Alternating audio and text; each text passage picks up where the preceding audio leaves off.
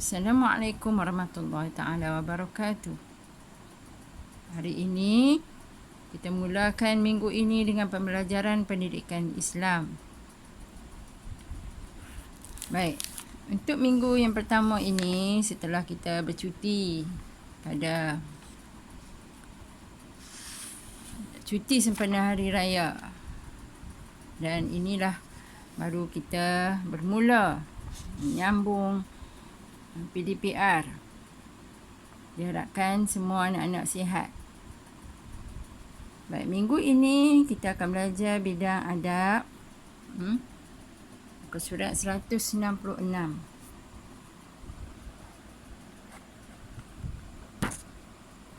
Tajuk bidang ini ialah berjual beli dengan berhemah.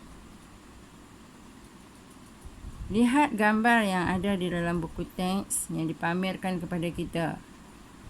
Perhati dan fikirkan apa yang berlaku di kantin sekolah ataupun dewan makan. Di sini murid-murid berbaris untuk membeli makanan di waktu rehat. Murid membeli dan peniaga kantin menjual. Apa yang dimaksudkan dengan menjual dan membeli ini? Lihat tajuk yang diberikan kepada kita. Jual beli. Pengertiannya ialah jual beli ini ialah akad pemilikan harta yang memberikan kesan pemberian pemilikan secara kekal terhadap objek harta atau manfaat. Kita belajar dan kita kena ingat antara objektifnya ialah memahami erti tajuk, erti jual beli.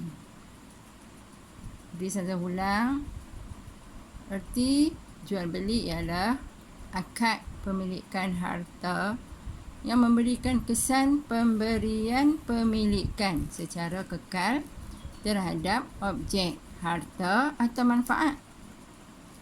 Dalilnya ialah wa ahallallahu al-bai'a wa harrama riba, iaitu dari suratul Baqarah. Maksudnya ialah padahal Allah Subhanahu wa taala telah menghalalkan jual beli dan mengharamkan riba.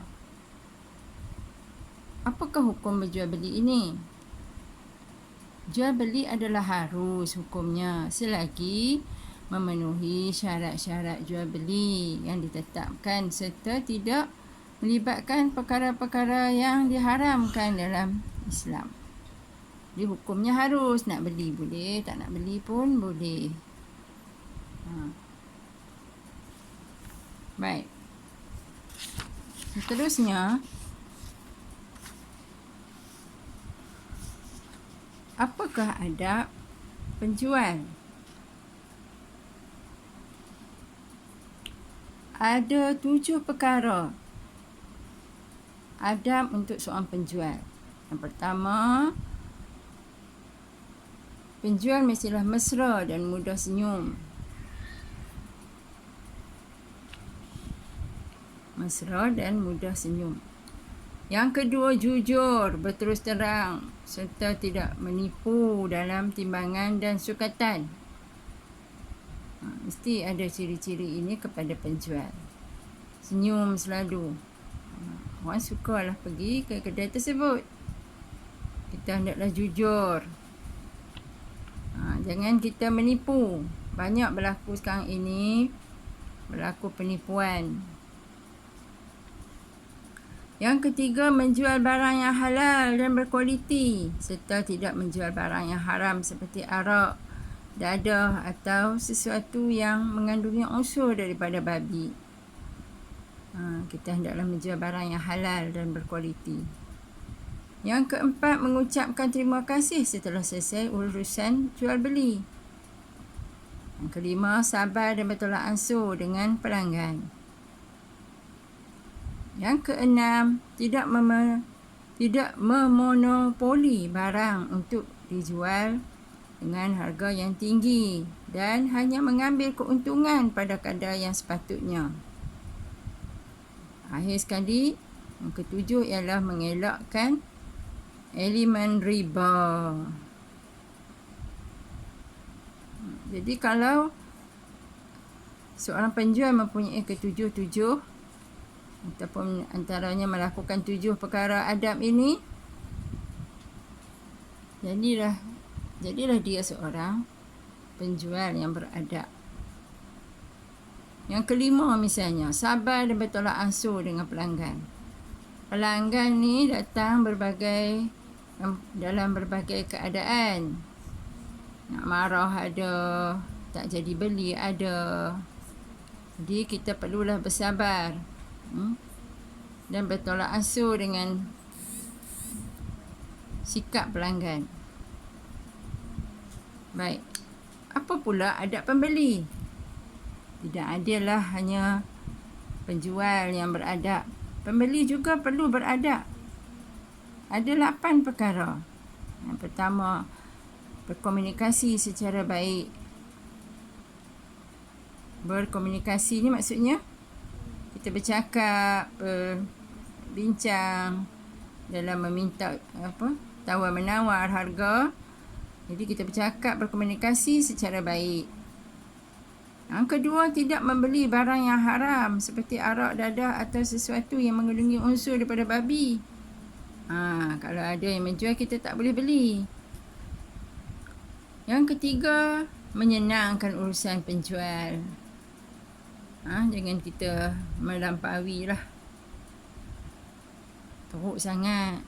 Kita kata. Jadi kita senangkan urusan penjual.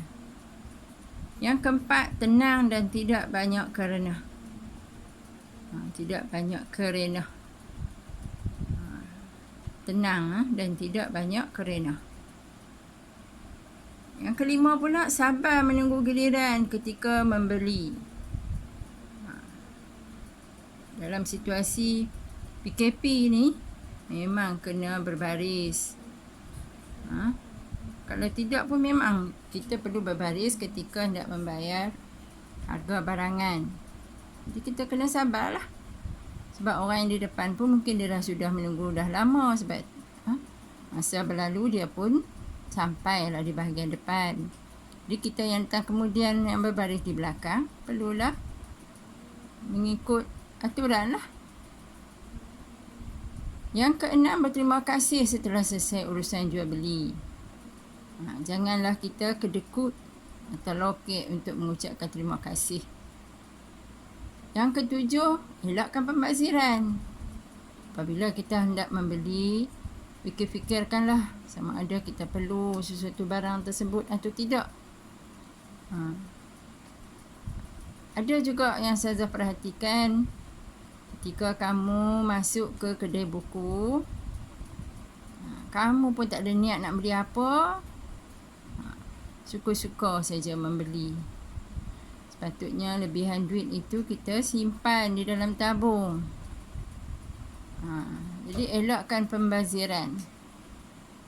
Dan akhir sekali yang ke-8, hendaklah bertimbang rasa, terutama ketika kekurangan stok barangan. Apabila stok barangan menjadi kurang, kita hendaklah menjadi orang yang bertimbang rasa. Jangan kita dah mula dapat dulu, kita bolot semua. Barang dah nak habis, kita ambil beli semua. Jadilah orang yang bertimbang rasa. Baik.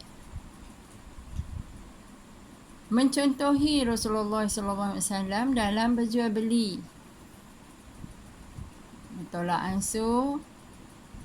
Rasulullah seorang yang bertolak ansur. Rasulullah SAW memberitahu bahawa Allah Subhanahu Wa Taala merahmati orang yang bertolak ansur ketika menjual, membeli dan menuntut hutang. Rasulullah seorang yang bertolak ansur. Jadi Rasulullah berkehendak kita juga bertolak ansur dalam semua urusan. Rasulullah seorang yang jujur dan amanah. Pesan Rasulullah SAW kepada penjual dan pembeli agar jujur ketika berjual beli bagi mendapatkan keberkatan hidup. Rasulullah berpesan kepada kita supaya jujur ketika berjual beli bagi mendapatkan keberkatan hidup. Baik. Apa lagi sifat Rasulullah yang perlu kita contohi? Rasulullah menunaikan hak orang lain dengan sempurna. Seorang lelaki, suatu kisah seorang lelaki datang menuntut hutang daripada para sahabat, iaitu seekor unta. Para sahabat mempunyai unta yang keadaan lebih baik daripada unta yang telah diberi hutang oleh lelaki itu. Rasulullah SAW memerintahkan agar diberi sahaja unta yang lebih baik itu, supaya Allah SWT menggantikan mereka dengan yang lebih baik pada masa akan datang. Kerana mereka menunaikan hak lelaki itu dengan sempurnanya.